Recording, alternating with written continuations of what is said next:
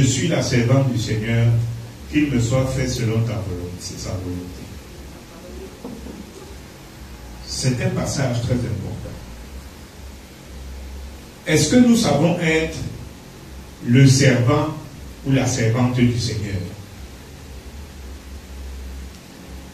Est-ce que nous savons l'être dans les situations claires ou dans les situations ambiguës? Est-ce que face à chaque situation qu'on nous propose, qu'on nous présente, nous pouvons dire je suis le servant ou la servante du Seigneur, qu'il me soit fait selon sa volonté? Les gens ont leurs objectifs, ils ont leurs rêves, c'est leur droit. Mais ils oublient. Je lisais ce matin une méditation de Albert Einstein. Albert Einstein, c'est celui qui a inventé la relativité, les lois qui définissent le mouvement au-delà de la vitesse de la lumière. Et il a dit ceci: la loi de l'intelligence ne dépassera jamais la loi de la morale. Et je remercie Dieu pour cela. Nous aimons trop la loi de l'intelligence. Vraiment, avec ce qu'on me propose là, dans 5 ans, je serai un grand commerçant. Dans 5 ans, je serai la femme d'un milliardaire. Dans 5 ans, c'est moi qui commanderai dans toute ma famille. C'est la loi de l'intelligence. Quelqu'un vient te dire des choses par rapport à ce que tu as dans ton cœur, que tu rêves, que tu espères. Et tu dis que c'est ça qu'il me faut. Mais il dit que pourtant c'est un grand scientifique. Un gars qui a fait tous les calculs du monde, qui a réfléchi. Parce qu'à un certain moment, si la loi de la morale dépasse la loi de l'intelligence, ton intelligence va te conduire à ta perte. Et c'est ce que ce passage dit. Je suis la servante du Seigneur. Quand j'apprends quelque chose va dans le mauvais sens, est-ce que j'agis pour que ça s'arrête? Quand j'apprends que les gens font des choses qui peuvent nuire à leur propre épanouissement spirituel, qu'est-ce que je fais pour les ramener rapidement sur la bonne route?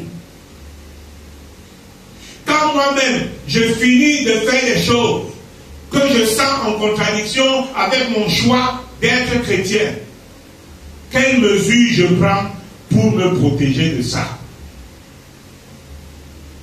C'est ça être la servante ou le servant du Seigneur.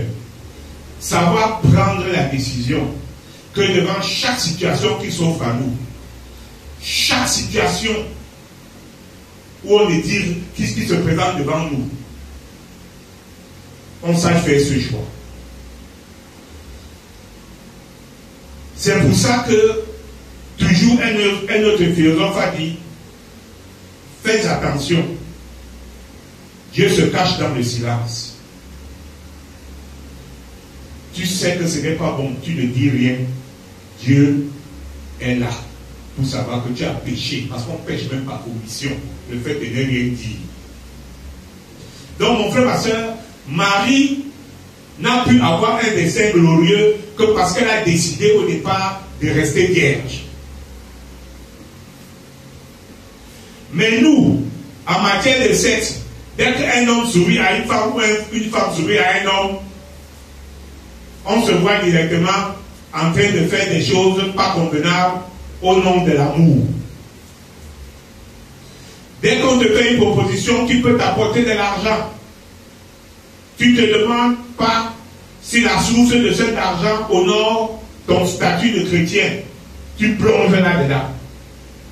Et même ceux qui te voient faire ça ne disent rien. Parce qu'ils disent que c'est ta vie.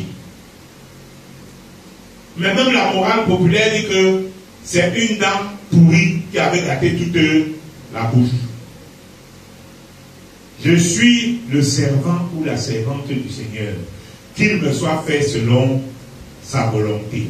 Laissez vos pulsions, laissez vos envies, laissez vos raisonnements que c'est ma soeur, c'est mon ami. Si j'agis, elle va se fâcher de moi. Si j'agis, il va se fâcher de moi.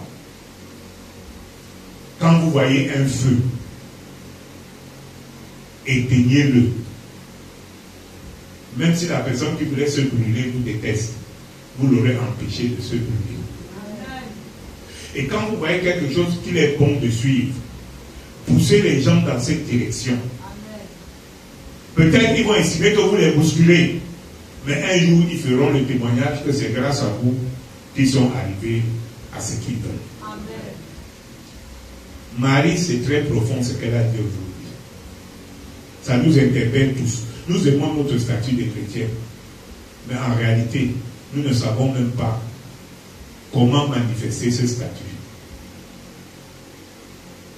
Que ce qui est bien passe par toi et que ce qui est mauvais soit stoppé par toi.